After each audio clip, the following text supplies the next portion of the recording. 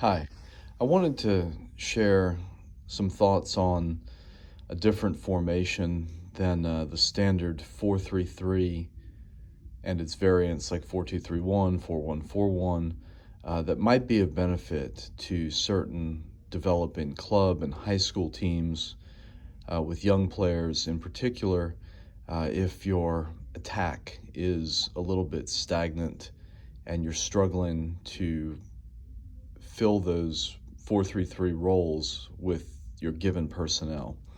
A little bit of background. Our club team a couple of years ago, good U17 club team, was struggling in the 4-3-3. It was becoming a little bit stagnant. You see situations where the wings just stay out here and don't interchange much. The 9 is engulfed by 2 center backs. The 10 is having a hard time getting free of the 6, and it becomes stagnant. And we actually had a game in league play that we lost 1-0,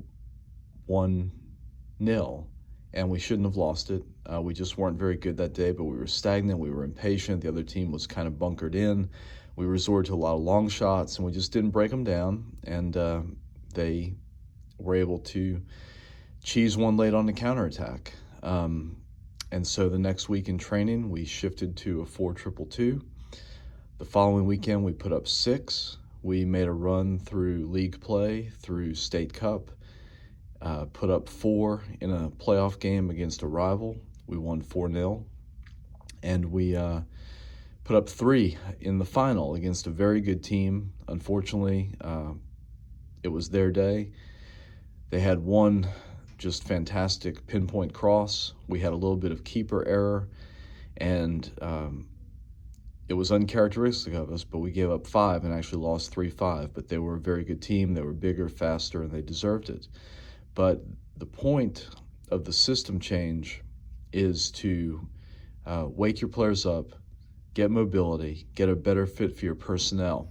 I would probably stay 4-3-3 if I had a great 9 and very dynamic wings who could beat their wingbacks consistently. But we didn't. We had players who were good on the ball, creative, but not particularly explosive or big. So what we did was, you go to this system here, 2 strikers, 2 cams in the half spaces and the channels as their natural starting position, double pivot here, and it looks like this. And it looks a little weird at first, but this system has a lot of history going back, I think, to Brazil and Argentina in the 1950s. Pellegrini has used it, including with Manchester City. Hasenhüttl used it with RB Leipzig and Southampton in the Prem. Philadelphia Union have used it in recent years. It's different, and I like being different sometimes, particularly if the other team may have better overall players. So the beauty of this is that you overload the center. You kind of cheat between a 4-4-2, which I would never do unless I had world-class center mids, and the old-fashioned 4-4-2, where, we got out of that because you're outnumbered in the center of the park. Again, hard to do unless you have 2 excellent ground-covering center mids here. So you go to this magic hexagon and you keep this vital space. And what this does offensively is, counterintuitively, it declutters this and makes life really hard on their 6, who's probably going to be a very good player. They're probably going to put a very big and or fast CDM there to kind of run things. I mean, that's a pivotal role that should touch the ball a lot and be involved in everything, right? We usually put our best players in the center of the park overall. So counterintuitively, this makes this guy's life miserable, because all of a sudden he's potentially in a rondo of 6, and he'll have help. But, we ran this in training, and club team we were playing knew what we were doing. It was an inter-squad scrimmage. They knew what we were doing, but this 6 is like, look, I know what they're doing, but there's so much space, I just can't deal with it. So he, as a developing player, he may struggle with knowing who to mark. And so what you do, the big question is, okay, we took away our natural wings, so where does our width come from? And the width is going to come from the forwards, the cams, and the wingbacks. It's going to come first from the forwards because they're going to have to make diagonal runs. They're going to be naturally matched up 2v2 here, which is dangerous. It takes away a lot of covering options from these guys. You're going to get width from your 7 and your 10. Your cams, they should be excellent on the ball, just great playmakers. You're really doing this for them to give them a lot of freedom and a lot of creativity. You've got 2 of them versus their 1-6. But yeah, these guys may be hesitant to tuck in that far on them, and if they do, it opens up these lateral runs, and eventually, if we're able to keep the ball, the wingback overlaps. You get all kinds of great combinations with this. Let's say you get the ball to your 7 here, and it's actually a great build-up tool. You can play out to your wingback, get to your 7 here. Maybe he's able to turn before he closes him down. He can show here, bounce to here. And in the meantime, he's getting out of the way now, back off the shoulder. He's getting off the shoulder, bounce, lays it in through, and he's able to get around through. It's a nice 4-man combination, but there are a lot of combinations with this that you can play. The point is for these guys not to camp out here. They can check into it, but they shouldn't clutter it, okay? Because you want to keep this guy constantly checking his shoulder and having a nightmare, and you want the ball able to move. As you're able to keep the ball, again, you get these wingback overlaps here to bring him into the attack. You can do all kinds of 3rd-man combinations here with your wingback. If that happens, as we get higher up the pitch, the other wingback should be tucked in like an extra CDM for preventive cover.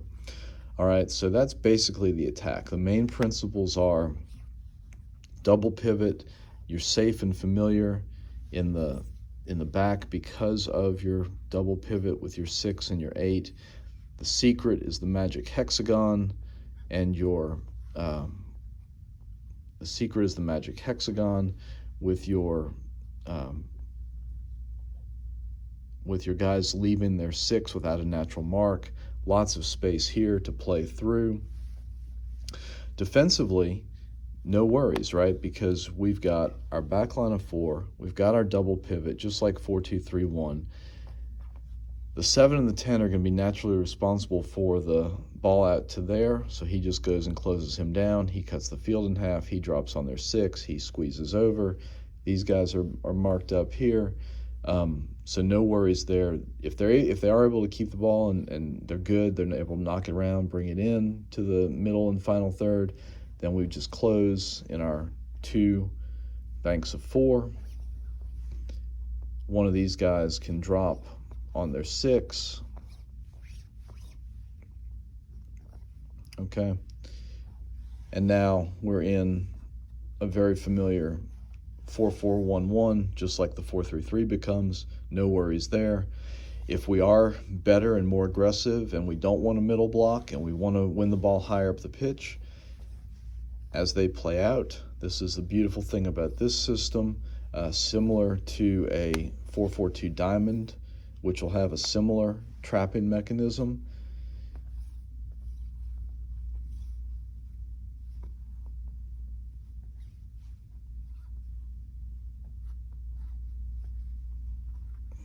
Okay, so we're in our 4-4-2. They're playing out. You let them, by virtue of these guys starting inside, you're going to encourage play out to this wingback. He can close him down. He can cut off the back pass. He cuts off the 6. He squeezes. They're marked up. They squeeze. Everybody squeezes up and over. And now we just totally close down that side of the field, leave this wingback without many options. There are a lot of club and high school teams where the wingbacks are not yet fully developed. They're not confident going forward. Sometimes you still have right-footed guys playing the 3, and they're not comfortable releasing it down the line. So different things like that, where you can squeeze that side of the field, and yeah, they do have the option of eventually trying to hit this big ball from wingback to wingback, and they might gain some ground that way, but that's okay. We recover, we slide, we drop back into our banks of 4, 4, 4, 1, 1, and we will be just fine. So I really had fun with this. The players had fun with this. We did score a lot of goals as the season went on. It is nice to have, and we were blessed with very fit wingbacks, because you're going to want to, as your guys are able to hold the ball, you're going to want these guys to get up and down and provide width that way. So it's great if you have fit wingbacks who can get up and down the touchline to provide that extra bit of width to help these guys create width. But bottom line, you open up space, you force your players to be mobile, you're still safe and familiar in the back with your back 4, your double pivot for both offense and defense. It is a lot of fun. It's different. It will confuse the heck out of their wingbacks and their 6 initially. It will create a lot of options. Just encourage your players to be mobile, to be creative, to be conscious of giving width, and look to combine with quick combinations. And they should be just fine because of the central overloads. They've got the stability and the confidence in the back, knowing they've got 2 ball winners here. And then as we get higher up, they've even got another wingback coming in, additional loose balls in the middle. So we really enjoyed it. It's different. 4-triple-2. Give it a try if your personnel is becoming too stagnant in the 4-3-3.